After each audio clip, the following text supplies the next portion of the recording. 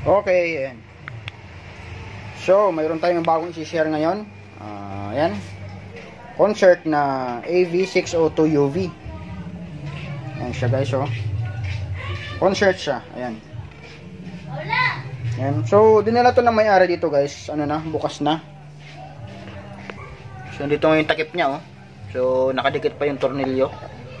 Ayan. Mayroon rin nagbukas nito, kaya lang hindi na patunog. Ayan. Pero may power naman. So, ang issue pala niyan ay walang sounds. Ayan, walang sounds pero may power naman.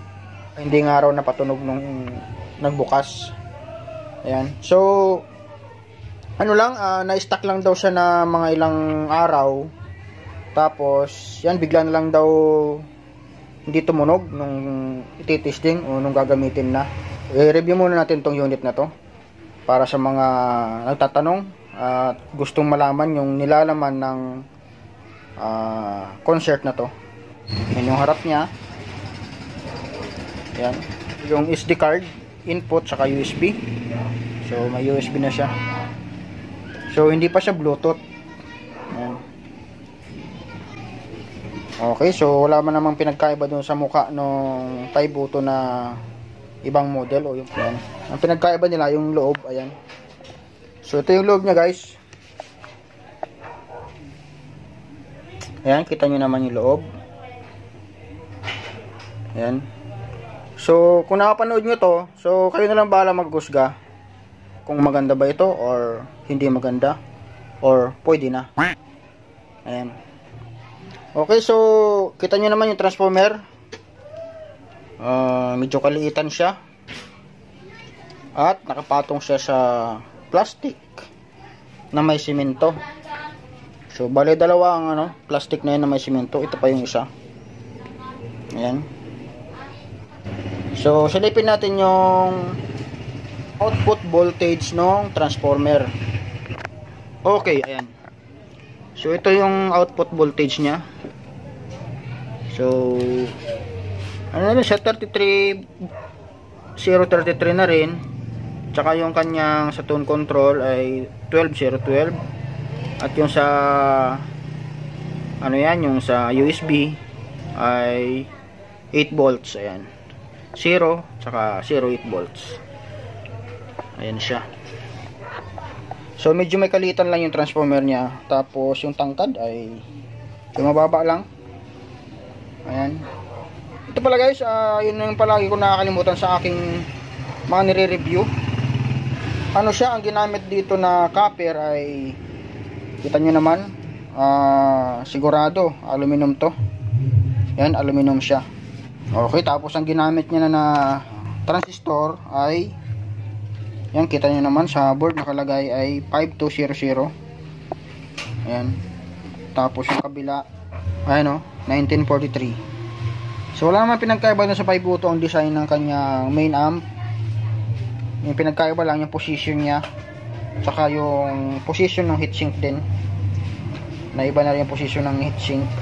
Kasi nga dahil dito sa plastic na pabigat. Okay, tapos yung capacitor niya, 4 piraso ang ginamit. So 4,700 by 63 volts. Ayan. So yung likod halos, yung dito sa input niya halos paras lang siya. Pero yung nasa yung surrounds niya ay naiba ang position. Yung Taibuto na rig or yung ibang model ng Taibuto ay nandito sa gitna yung center na yan, saka yung surrounds left and right. Tapos yung output ng ano niya, speaker or yung binding post ay bandang taas dito. Yung isang model ng Taibuto. So lalo na yung hindi pa o yung wala pang USB. Yan. Tapos yung ano niya, yung butas nung exhaust fan o yung tawag niyan, yung blower ay nandito na sa gitna. Yung isang model ay nandito sa banda sa malapit sa ano na yan, outlet na yan. Ayan. So na-check ko na to kayo na pala guys. I-troubleshoot ko na para ma-estimate natin at masabi natin sa customer. So ang naging sira niya ay nawala yung supply dito sa tone control. Nawala yung supply ng negative na 8 volts. Kaya hindi gumagana yung tone control natin.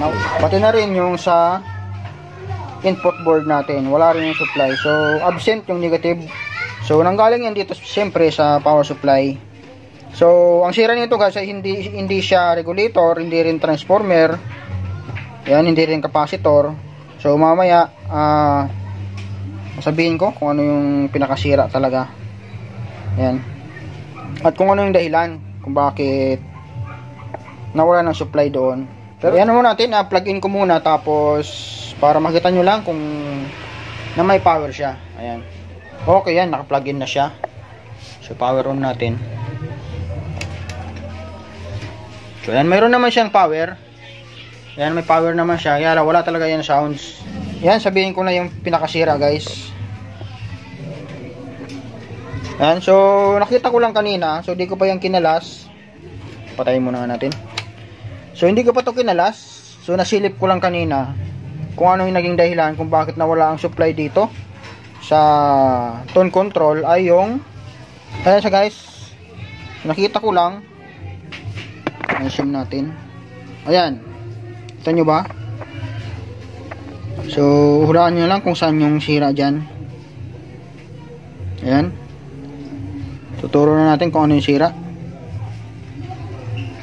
Yan. So nasabi ko kanina, hindi regulator, hindi capacitor, hindi rin transformer. So ang naging sira, ayan. Guys, so kita nyo ba? Ayan. Jumper. Yan. Kita nyo naman, kinalawang at naputol yung jumper. Ayan siya. So kita nyo naman, jumper na lang nasira pa. So buti na lang hindi piyesa ang nasira, kundi jumper lang.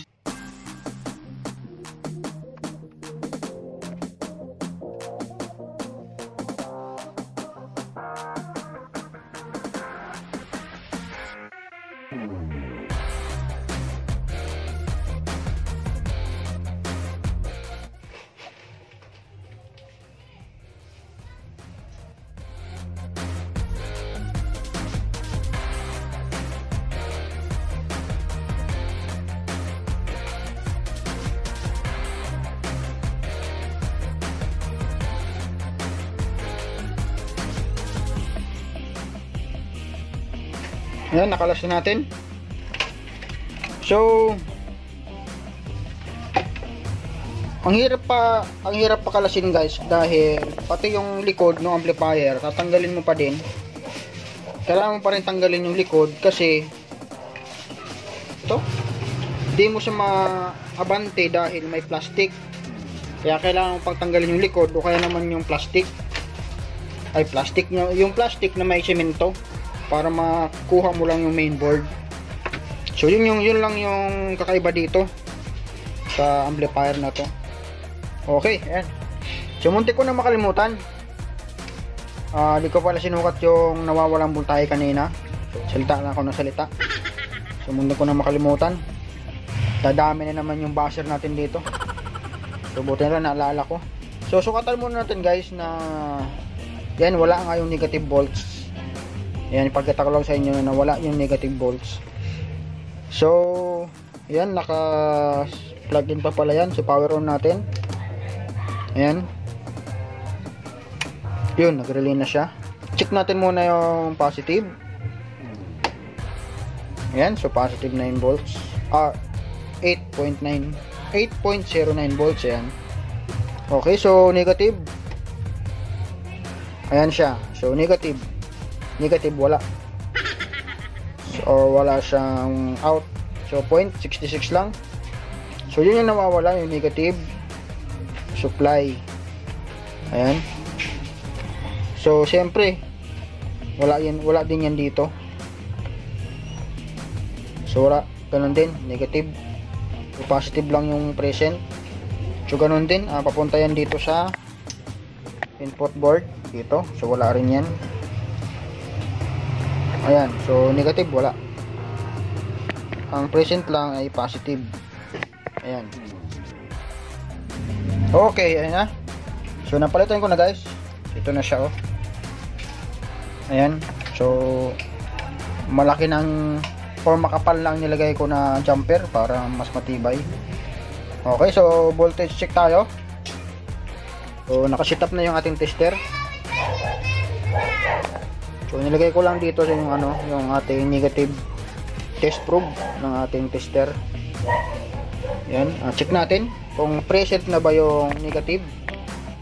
8 volts. So ayan, power on. Tayo muna natin mag-relay. Ayun, nag-relay na. So muli, dito tayo mag-check. So diretso na tayo doon sa negative 8 volts. Ayan.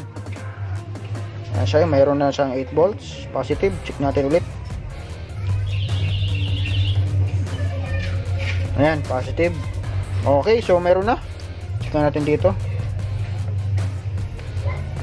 sa may yan, sa taas na board. Ayan, mayroon na. So yung positive. Okay, so mayroon na guys. Okay, pwede natin i-sound check. Sound check natin. So naglagay na yun ng player at siyempre wire para sa speaker. Okay, so power on natin.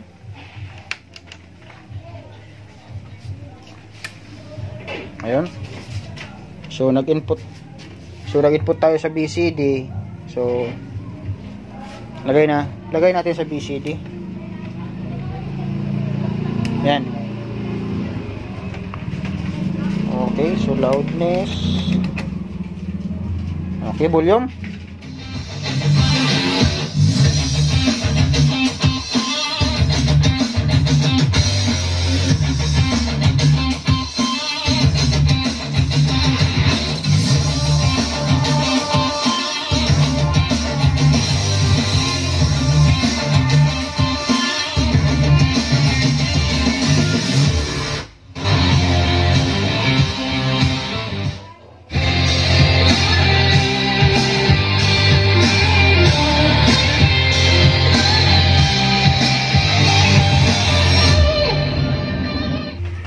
Okay.